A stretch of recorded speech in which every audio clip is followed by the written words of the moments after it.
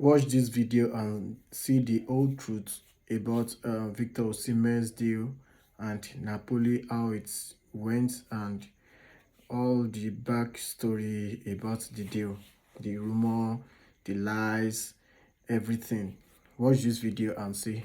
Let's talk about Victor Osimhen. I had a call with Victor Osimhen yesterday, and thanks to Amajipini for actually setting that one up. And we spoke at length, and he poured his heart out to me. But because I didn't get the permission to probably record it, and he hadn't landed in Nigeria, so we couldn't actually do this. But I actually summarized all that had actually happened with Victor Osimhen. Of course, before then, Galatasaray did a video to actually welcome Victor Osimhen. It's going to be earning about £113,000 a week, if they can actually help us with that particular video there for Victor Osimhen. But if that's not even possible, let's quickly press it further.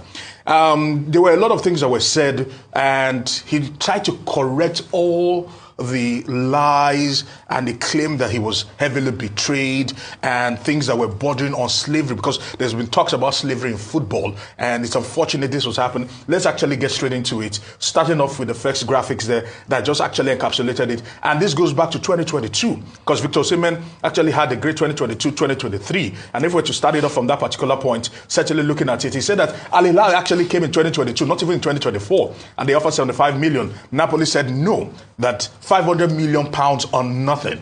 That scared them away. In 2023, PSG came, according to Victor Osimhen, and he said that they said 150, they offered 150, and SSC Napoli turned it down. In 2023, they had a gentleman agreement between SSC Napoli, the club, Laurentiis, the president, and Victor Osimhen, that Victor Osimhen will get the release clause, 130 million, but that means that after 1 year, he will go. So he was meant to get transferred from the club this year. But the club did everything humanly possible to actually keep him in the club and tie him down to the club. And he said, things are not so well with me. Of course, PSG also came for the second time. 110 million they put on the table. SSC Napoli still insisted and refused to buy the cherry. If we're to press further than that, of course, in that particular conversation, he still went on to talk about the fact that his mental health was heavily impacted after the whole coconut issue, the thing on TikTok and the rest of them. He said there was no going back afterwards. And things were happening within the club ranks that he could not speak about. And of course, when Antonio Conte came in, Antonio Conte pleaded with him that he should stay. And he told the coach, I love you, I would have loved to play with you, but things have deteriorated so bad that I cannot stay at the club.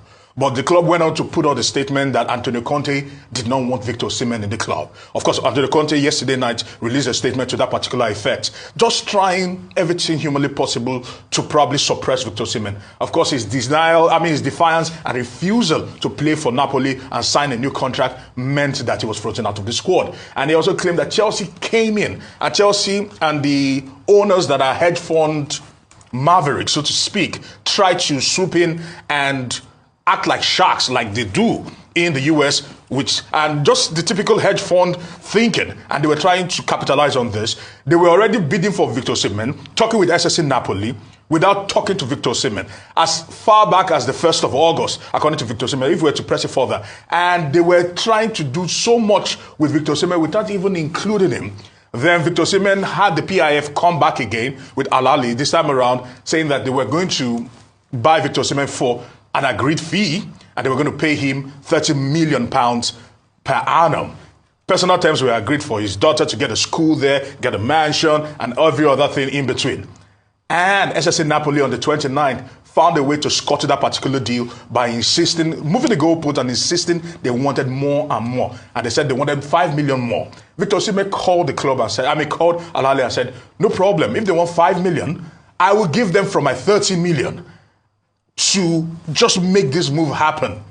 And Napoli said no, they wanted the sell-on clause, they wanted more bonuses, they wanted this, they wanted that, and they ended up scuttling the particular deal. Of course, Al Ahly went on to buy Ivan Toney, and that was unfortunate. Then Chelsea, trying to become predators here, found out that Victor Osimhen might become desperate, and they decided that they were going to do something very, very funny. They offered him about 130 million. 30 minutes after that particular deal with Al Ahly went off, they offered him £130,000 a week gross. And Osimhen said no, that 43% goes to the British government. 20% goes to the NHIS, I beg your pardon, which is compulsory, and you still take £20,000 of that 130 for image rights. How is that possible? What is now left in the salary? If you take out 43%, you take out 20% from another, and you now take out £20,000 from the 130.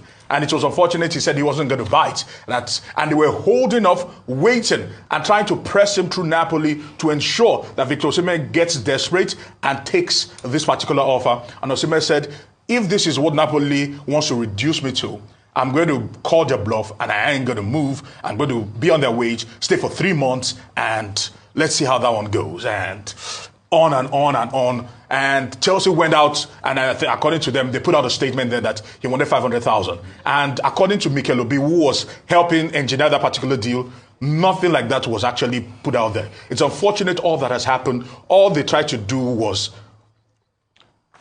grind a man to a club where he said he wasn't part of anymore, he didn't want to play for anymore, and he didn't want to have anything to do with them. He didn't want to touch the club with a 10-foot pole. But they insisted and said, you must stay and do as we want, which is unfortunate. You know, ladies, I've listened passionately to Aaron, and the only thing I've heard is that he has more money. That we all